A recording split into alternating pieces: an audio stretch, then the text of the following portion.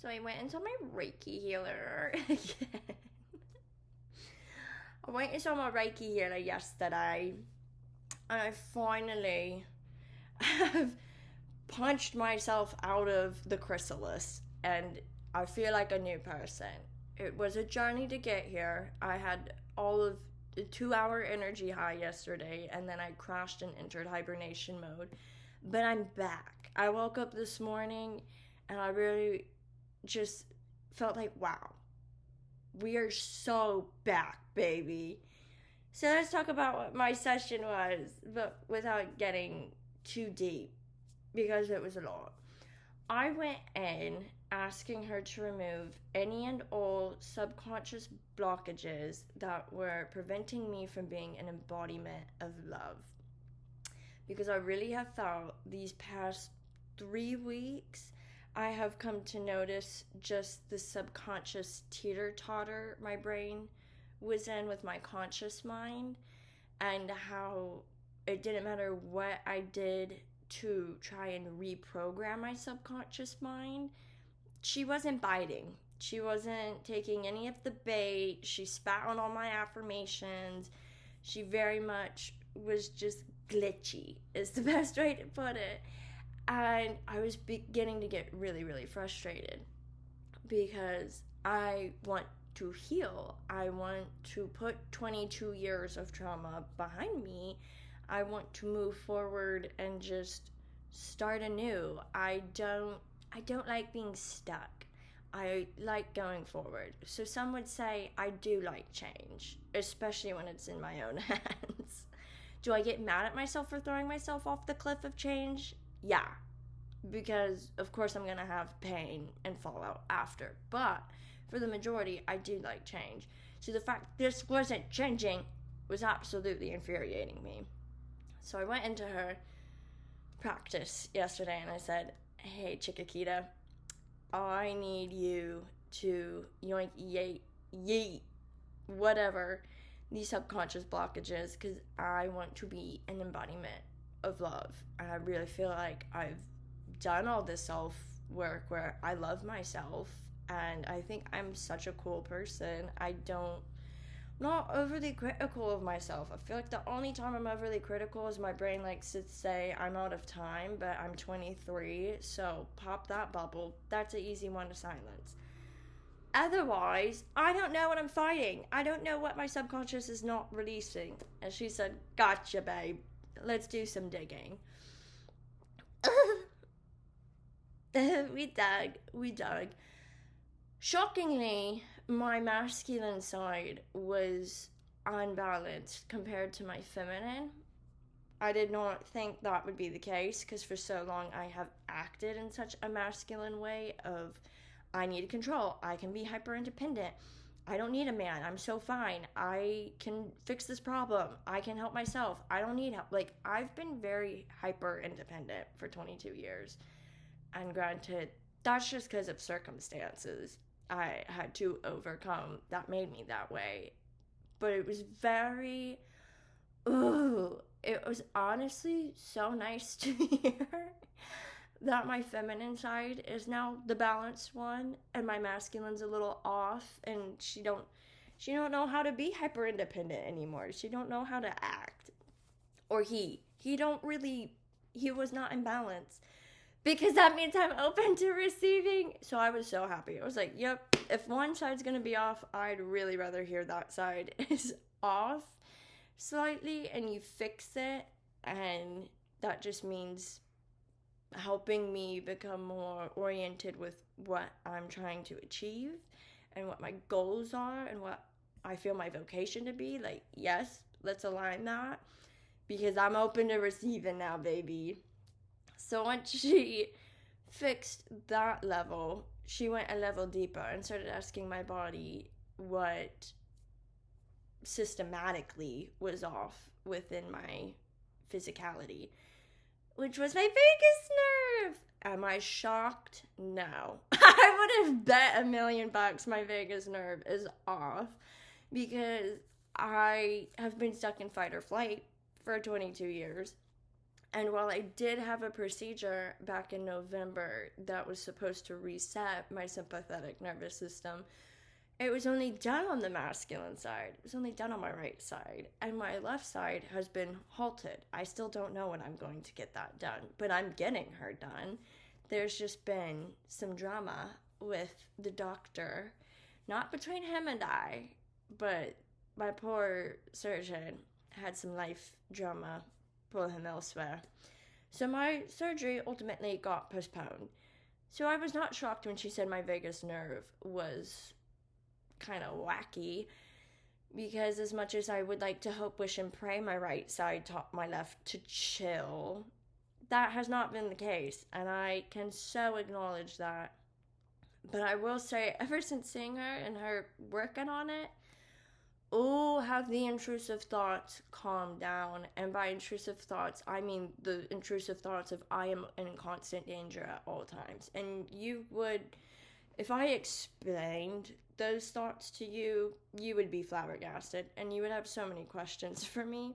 So I'm not, but essentially a lot of my intrusive thoughts before I saw her revolved around individuals, specifically men, wanting to harm me and having the capability to do so beyond just what she dug in deeper of like heartbreak. No. I mean like actually threaten my life type of harm. So I'm so glad to have released that, because I've been working to release it in therapy. It's just my subconscious mind would not release that ideology of I am not safe.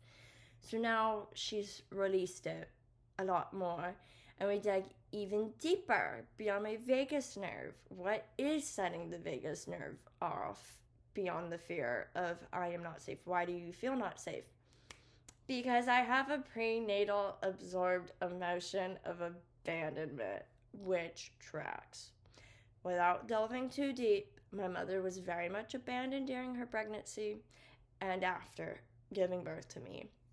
And I would argue she has had to work so hard to give me the life I have lived and still do live today. And it's from her always being a single mother. Like, she has had to conquer the world and more to just provide for me. So I definitely have the prenatal absorbed emotion of abandonment, especially when I hear the stories of how rough her pregnancy was and how rough even after giving birth to me her life was. That tracks. What also tracks is a compounded absorbed emotion or trapped emotion. That means I developed over my life period of discouragement and heartbreak. So tracks. I'm not going to really delve into those two because I'm not here to just out, hey, these are all the ways my heart's been broken and all the traumas I've gone through that have felt very discouraging. But looking back, I have had 22 years, and just now I'm in my 1 year of like peace, happiness, and love. So 1 year versus 22 years of just absolute discouragement and heartbreak, it makes sense why my subconscious mind wasn't releasing those. And then I don't know. I did have an absorbed trapped emotion, so because I'm very empathetic and I have had a lot of heartbreak, from heartbreak I have absorbed hatred from others. And that's all I'll say on that. Not shocked. I could probably write a list of a good 10 people that I assume don't wish me well, and I know they don't from how they have spoken to me towards the end of our relations. And I would write it in the tier, I think, of whom speaking the most versus not, but at the same time, don't care to do that. Glad she released that.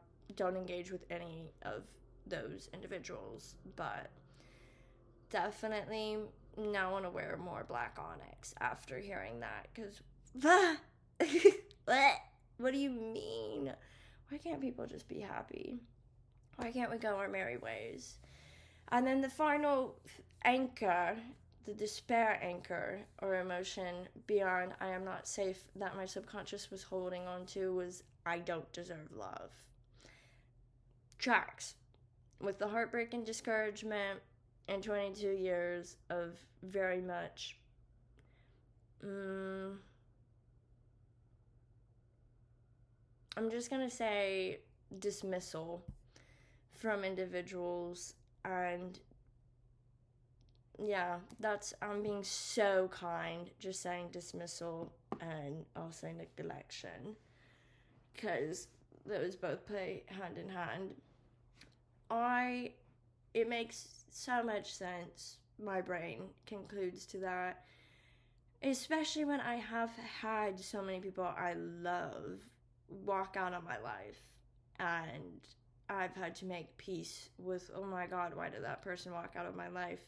But ironically, 6 hours after seeing her, I reached out to an individual of my past just to send them well wishes, and they reached back out to me, and it was an individual I thought would never reach out to me. I thought our time was done, but nope, door opened and I got a letter back, and I was so freaking giddy because not only did I kind of get closure and like validation towards our situation, but I just felt such affection and like compassion just come back in my body.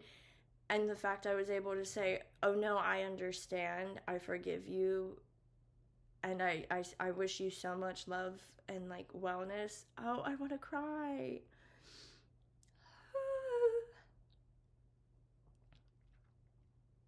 Oh, it was like the universe sent me a little sign that like I'm actually gonna cry.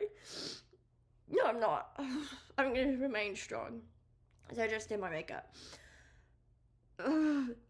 It was like I got a sign from the universe that even though people may be silent for a certain period of time, or they walk out and you have no explanation, some will come back.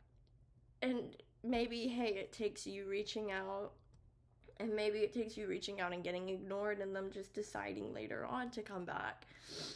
But oh, that was such like a little glimmer, like a, not even glimmer, that was like a beacon of hope for me to have that happen. And just it filled my heart with so much love, because I really do believe, and I've talked about on here, that we all have soul contracts, and sometimes we're gifted someone for just a short period of time because we are going to be called off to figure some more stuff out about ourselves just as they are. And furthermore, that doesn't mean they'll always come back, but if you really feel like soul intertwined with someone, they will. And it's just a matter of time and getting your nervous system to a place of harmony just as they are working to get theirs. So, this was definitely an individual I have felt to have such a deep soul connection with, and it was very full circle because when I first met this individual, I was in this room and I was 19 years old, and now I'm 23. I'm back in this room. We hadn't talked in 2 years, and here I am, like, oh my gosh, I don't even know how to put it into words beyond I got my beacon of hope, and I really do feel like I am the embodiment of love. Do I feel like this session just one and done me for life? No. I'm going to have to consciously work and put in effort to keep my brain believing I'm worthy of love, I'm embodiment of love, I am safe, I am so deserving of love. Like, I'm gonna have to put in my share of work. But oh my goodness, did this session do what I wanted it to do in removing blockages that I didn't feel I could necessarily release on my own, as well as put me back in alignment and put me back into aligning with the version of myself that I've been striving to be for 4 years. And really working this past year and totally aligning with, which is, who do I want to be? How do I want to think? How do I want to behave when I am a mother?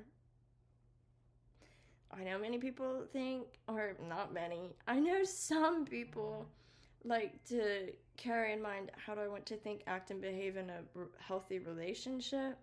I kind of take it a step further and assume, if I'm in a healthy relationship, then how do I think, act, and behave as a mother so I don't pass on my burdens to the next generation, to my children? And that has been my thought process these past 4 years, and really past year, and my healing journey. And so now I feel like I'm back in alignment with that, and I have such clarity and what my passions are, what I feel my vocation to be, what I need to start doing more of, doing less of, what lifestyles I hold, what do I eat, how do I dress, that type of thing. Like, I feel such back in alignment with myself that now I can do the work to keep that up, on top of just staying in therapy. But oh my goodness, yesterday's session was beautiful. I don't want to ramble on much more because that was the gist. And then after our session, we kind of talked through some things, and she let me know that I'm a deeply intuitive being, so to keep listening to my intuition and not ignoring it. And I told her thank you, I needed to hear that, because I do feel like I am so intuitive that a lot of what I'm comfortable with, or a lot of what I feel I am told and my soul knows, makes others a little ruffled. And I don't know how to better explain that beyond, I can have a soul knowing about a situation that ruffles the feathers of another because they wouldn't want to be in my situation because it would cause them anxiety. So it was nice to hear that. It was nice to also hear I'm not the prophet archetype, because all biblical prophets, all prophets of any religion really, live very, very challenging lives and very sad lives, arguably, because the cost of divine knowledge is a hefty cost and can get you exiled from so many communities. But to hear I indeed have the gift of like mysticism, and to keep nurturing it and letting it be my guide in life, needed to hear that.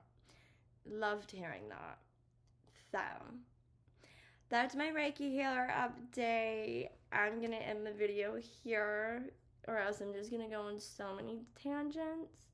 But maybe I'll delve deeper more in the future. Maybe I won't. 333. Sorry, I had to say that affirmation. Yeah, I love you guys so, so, so much. I will see you in my next video.